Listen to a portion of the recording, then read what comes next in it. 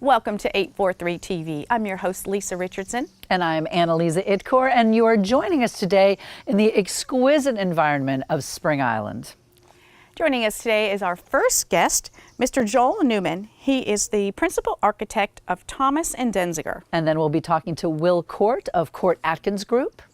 And our third guest is Mr. John Strother. He's the broker in charge here at Spring Island. So stick around for another episode of 843 TV, where communities come to speak.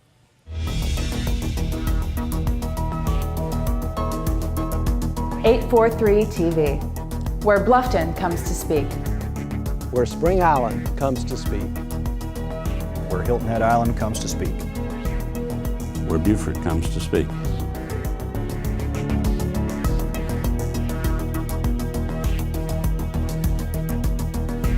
(843 TV), where communities come to speak. Welcome to 843 TV. Please join me in welcoming Joel Newman, principal architect for Thomas & Denzinger. Joel, can you tell us a little bit first about Thomas & Denzinger? Sure. We're an office architectural firm in Beaufort and also up in Charleston. We've been around for about 44 years.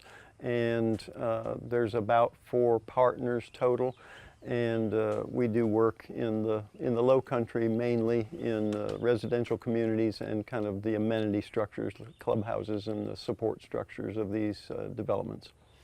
Joel, you've been designing homes here for a while. Now, besides it being absolutely exquisite place to do that, what draws you to this area to design homes? In particular, it's a kind of an unspoiled environment here. There's a beautiful landscape, obviously beautiful opportunities for people to be outside, do a lot of activities on the water and that sort of thing. And I think that's the big draw here, along with history. Places like Beaufort and Savannah and Charleston are very historical and draw people's interest to this area. And I think they discover the natural side of it when they get here. So that's a very appealing aspect of it. And geographically speaking, very close to those places that you mentioned, where if you're here, you can shoot out to Charleston or Beaufort or Hilton Head, Bluffton in a short time. So that's right. That's right. That's been very appealing to folks. It is. It's really unique. One of the last authentic areas, I think, in the country. Now, here at Spring Island, every home's different, and I love that about it. Every home starts with the architect, which is basically the dreamer and the person that interprets the site. Can you speak a little bit about what you like about our design guidelines here, how you go about walking onto a site? I mean, how do you come up with, that's a difficult thing to do. Yeah, I think part of our responsibility is the owners come from all over the country quite often, some from the area, but from all over the country. And I think it's a little bit of our responsibility to act as kind of interpreters or curators for what this place is about, what kind of opportunities are here. And when it gets down to the specific piece of property that they purchased, we really want to have a very deep understanding of that place. Something about it appealed to them in the first place to get them to decide to move here and become part of this community. And I think it's really important that we go on a piece of property and really look at every aspect of it. What are the trees? What is the understory like? What are the plant communities? We often see unique animal opportunities here. There are eagle nests on some sites and that sort of thing. Those are all unique to here specifically because of the nature-basedness of Spring Island and the way they take care of things. So it's really important that we have a deep understanding of that really before we start drawing anything. And that's where we start. That coupled with whatever their unique interests are, what they're bringing to the table, what kind of needs they have, those two things married together are what we hope make a really unique solution for that specific person and that specific site. Well, I love the fact that all our home sites are large and they have nature curtains around them. Mm-hmm. So, you have total privacy within these home sites, and you have a lot of latitude as to what you can build, how you can build it, whether it's in stages or whatever. And it would seem to me, if I were an architect, it would be kind of a dream scenario to come down here and have such a big, loose palette, I guess. it is specific to Spring Island. There are only a few opportunities around where there is not, let's say, a kind of a dogma of what you have to do, and the privacy from site to site does really allow for a lot of creativity. There's some people that are going to specifically want a kind of a low country type of architecture, and then there's some people that are going to want to explore a little further and think about maybe the connection more specifically to here, and maybe more contemporary in that respect. So I think that latitude about Spring Island specifically is something that's very appealing, because it really allows everybody to essentially express themselves the way they want, and that's positive. Well, and that privacy element that you're talking about, when I was driving out here, I was so impressed with, you don't feel like you're driving into a neighborhood, you feel like you're driving into an environment that happens to have some homes there. That's right. And it was really amazing.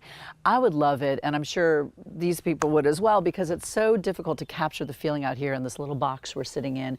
Tell us a little bit about some of the homes. Do you have some examples? I do. We brought two examples. One is kind of a small, I guess it would be described as kind of a jewel box, if it can be. I'm laughing at this because jewel box is 3,200 square feet, just to put a perspective on what we're talking about here. It's a jewel box. In comparison to the rest of the place. A mid-sized jewel box. So one of the projects, the Serafini House, is one of the Tabby Links cottages, and that development was built around some ponds that we actually worked with Robert Marvin to create, to set up some small settings for houses, and they're a very constricted footprint. You have to build within a small rectangle, but they're on a beautiful, the 18th fairway and the marshes of the river out here, and then these landscape ponds. And so that house, I always describe to people like a Rubik's Cube, and that's a really interesting experience.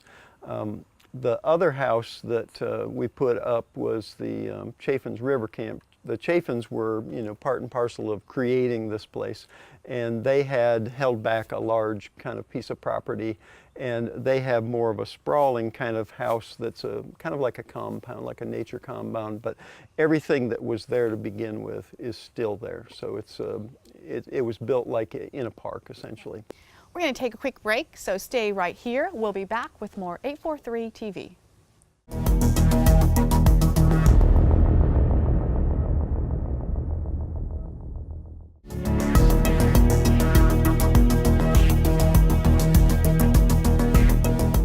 Welcome back to 843 TV. Joining us now is our guest, William Court of the Court Atkins Group. Good morning, and thank you for coming out to this beautiful spot this morning. Good morning. It's a pleasure to be here. Now, we understand that your firm has a wonderful ability to be able to blend the home designs with the environment. Tell us how you go about that. How do you approach that and do it so seamlessly? Well, we are blessed to live in an absolutely wonderful part of the world, and so it's a great opportunity for us to work in a community like this at Spring Island. The low country tradition and aesthetic is what drives a lot of people to want to be here. So it's a growing environment, a growing community, and I think when you look at some of the principles of the low country design, that sort of indoor-outdoor lifestyle that people are drawn to here, it really gives us an opportunity to use a wide variety of design techniques. There's not one specific sort of low country principle or style that we try to follow.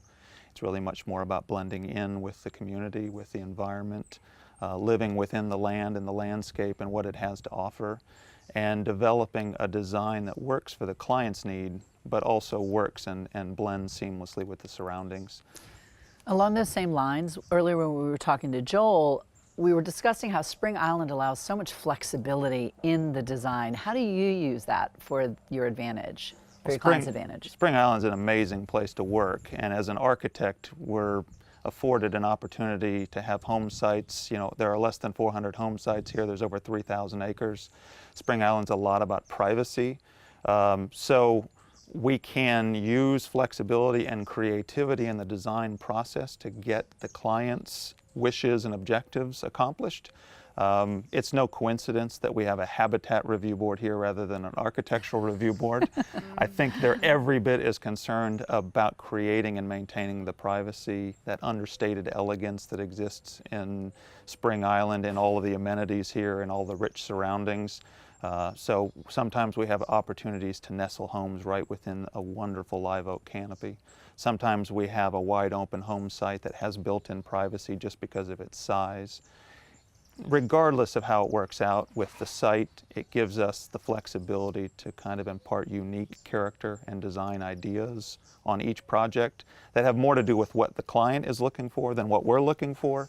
But in reality, we want those clients to feel like they own the island, that it is theirs, that they can't see their neighbors. And Spring Island wants that very much too. So it's a great opportunity. You've always told me, and I've seen this in practice, actual practice, that customer service is your main goal. And a lot of times people think, well, I'm designing a house, I'm building a house, it's so much trouble and I don't know how to do that, I've never done that. Can you walk us through the planning process? Because I've seen a different side of that than that fear. Sure. Well, the most important thing is that they're not our homes. While we design them, we don't live in them.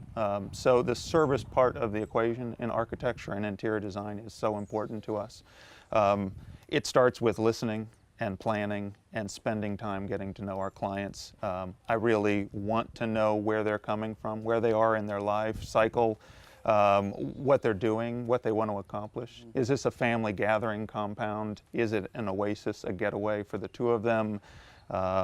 Do they have grandkids? How much time are they going to spend here? Will this be a full-time residence? All of those kinds of questions about how they live and how they want to live while they're here impart something to the design process. And so when we marry that with the lot that they've selected, the home site that they're utilizing, the prevailing breezes, where the sun's going to be at different times of day, all of those things come together and create a wonderful opportunity for sort of a unique custom home environment. It does not have to be difficult. Hopefully we can make the process enjoyable and seamless and smooth for them. That's what I've seen more than anything, yeah. We understand you've had considerable amount of growth over these last few years. Share with us where you started and where you are today. Yes, well, we've been blessed to have some wonderful clients that have allowed us to grow over the years. We've been around for about 13 years now. We have grown to a staff of about 30 architects and interior designers. At the same time, while we're a larger firm, we have an opportunity to build small project teams around each of our individual clients.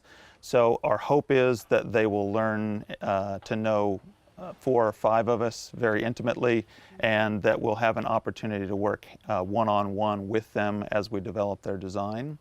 The rest of the team is just there for support. If we need some additional horsepower to get a project done in a timely fashion, we can do that. We have had such a great ride here, and the communities like Spring Island that we get a chance to work in create an opportunity for us to really become our clients' trusted advisors. We can work with them on design, architecture, interior design, all of the fine details, but we can also get to know them and how they live and how they work, and the opportunities that afford us to become that trusted advisor for them. In a meeting recently this week, we were talking more about places to eat in Beaufort and Bluffton than we were about the architectural details that were going to be needed to support the project. I want to get to know our clients in that way, and that really helps us. So you're getting them a jump start on the lifestyle that they're going to have here after they move into the home. Exactly right. That's really fantastic. Well, thank you so much for joining us. Happy to be here. Now you guys stick around and we'll be back with more 843 TV.